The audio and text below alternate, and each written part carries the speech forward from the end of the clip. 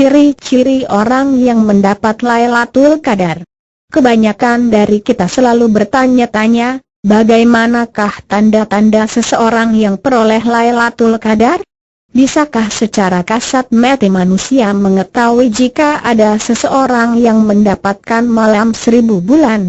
Rasa penasaran yang memboncah mendorong keingintahuan yang cukup tinggi dari seorang hamba untuk bisa menemui Lailatul Qadar, atau paling tidak menemui seseorang yang dapatkan keberkahan malam itu. Secara pasti memang tidak ada nas yang sebutkan tanda-tanda orang yang sangat beruntung mendapatkannya. Namun, jangan khawatir karena kita ternyata masih bisa mengenali ciri-cirinya. Menurut Ustaz Ahmad Zaki, ciri-cirinya ada 3, yakni orang tersebut selalu ingin dan berusaha menjadi yang terbaik di mata Allah maupun manusia. Ini adalah ciri yang pertama. Sedang ciri yang kedua adalah orang tersebut selalu merasa kurang dalam beribadah, padahal seluruh ibadah wajib maupun sunat sudah ia kerjakan. Dan yang ketiga, ia menjadi orang yang tak sombong kepada atasan maupun bawahannya.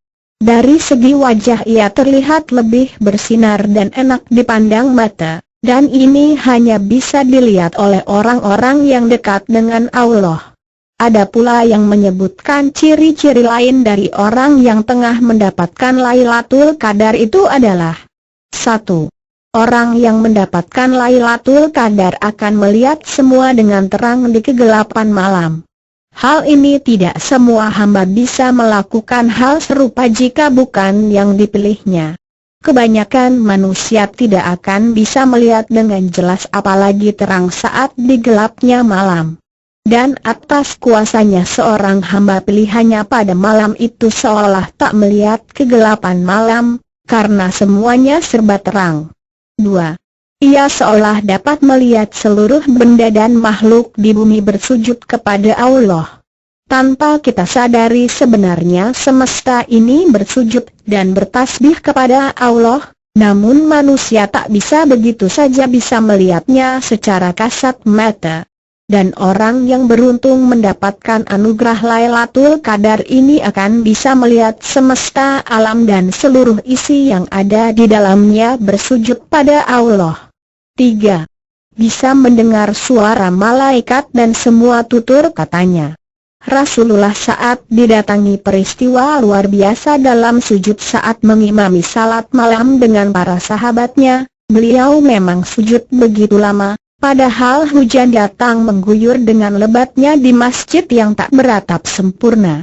Seluruh tubuhnya basah, namun sama sekali tak mau beranjak, sampai para sahabat banyak yang menggigil. Ternyata beliau didatangi malaikat yang bersesakan turun ke bumi dengan dengungan tasbih tak henti-hentinya. Suara malaikat yang begitu indah, di antara kedamaian yang luar biasa dalam terang benderang. 4. Terkabul semua doa-doanya. Kala Lailatul Qadar datang pada seorang hamba, maka doa-doa yang terpanjat, seberapa banyaknya akan dikabulkan oleh Allah. 5. Bahkan ada yang mengatakan orang itu tidak disyaratkan melihat tanda apa-apa yang berupa fisik, namun bisa merasakan kedamaian, kekhusyukan yang luar biasa. Memang perasaan kedamaian yang luar biasa yang hampir tak pernah dirasakan sebelumnya, adalah hal yang paling sering dijumpai hamba yang mendapatkan Lailatul Qadar. 6.